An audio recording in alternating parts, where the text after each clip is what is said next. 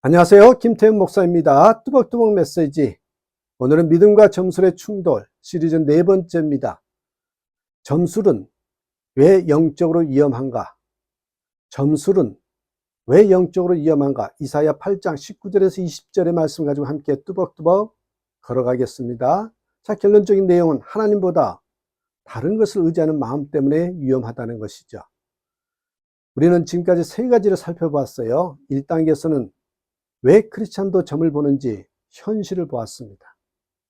2단계에서는 사람들이 점을 믿게 되는 인간 심리를 살펴보았죠.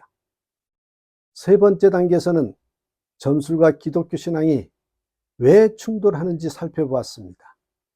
이제 우리는 더 중요한 질문을 해야 됩니다. 점술은 왜 영적으로 위험한가? 점 본다는 것은 왜 영적으로 위험하는가? 많은 사람들이 이렇게 말합니다. 그냥 재미로 보는 건데요. 믿는 건 아니에요. 참고만 하는 거예요. 하지만 성경은 이 문제를 가볍게 다루지 않죠. 왜 그럴까요? 자, 첫 번째 문제는 하나님보다 다른 것을 의지하게 된다는 것입니다. 신앙의 핵심이 무엇일까요? 여러분, 신앙의 핵심이 무엇이라고 생각하십니까?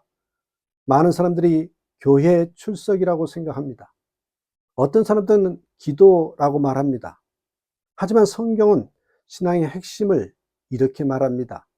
의지의 방향, 의지의 방향이라는 것이죠. 시편 20편 7절입니다.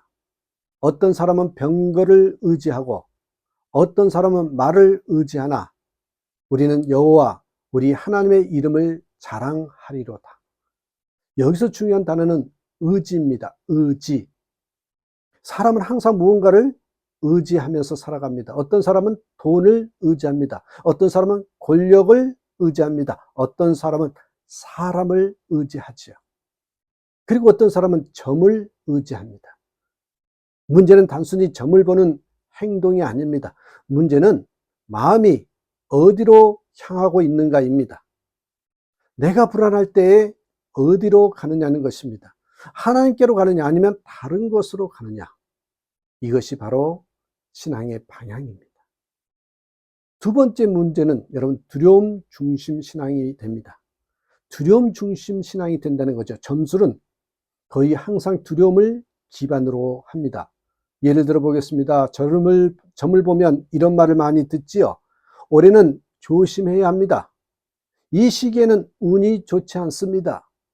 이 사람과 결혼하면 힘듭니다.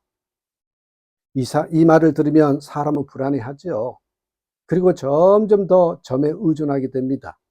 이것이 점술의 구조입니다. 두려움을 만들고 그 두려움을 해결하는 정보도 제공하죠.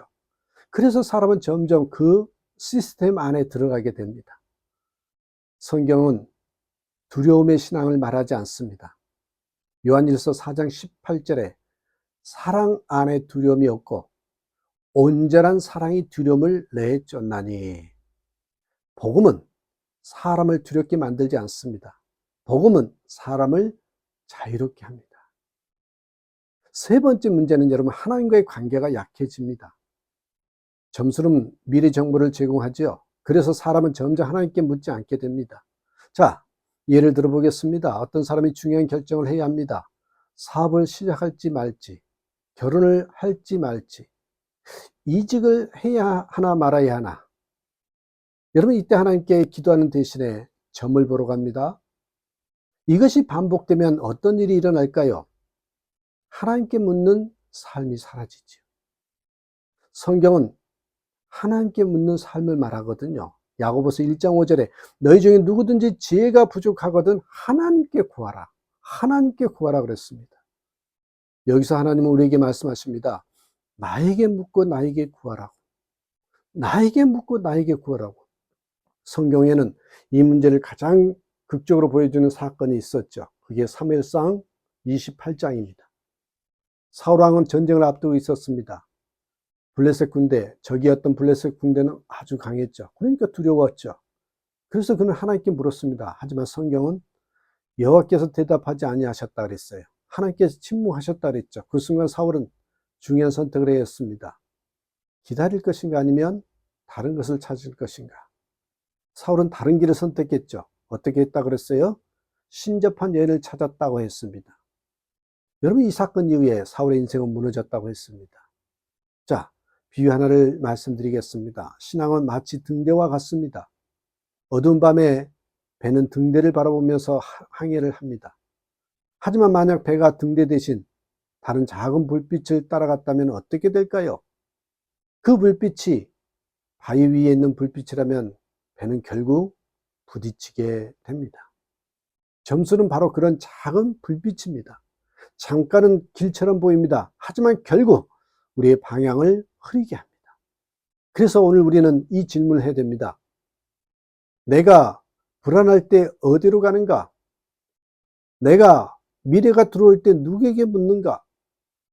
내가 결정을 해야 할 때 누구의 음성을 듣는가?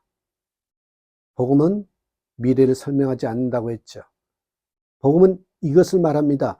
너 인생은 하나님의 손 안에 있다고 그랬죠. 그래서 이사야 41장 10절에 두려워하지 말라, 내가 너와 함께 함이라 그랬습니다. 여러분, 신앙의 평안은 미래를 알아서 오는 것이 아니라 하나님이 함께 하신다는 확신 속에서 옵니다. 그러기에 다시금 점에서 여러분의 평안을 찾지 마시고 하나님에게서 평안을 찾는 저와 여러분 되시기를 주님의 이름으로 축복합니다. 감사합니다.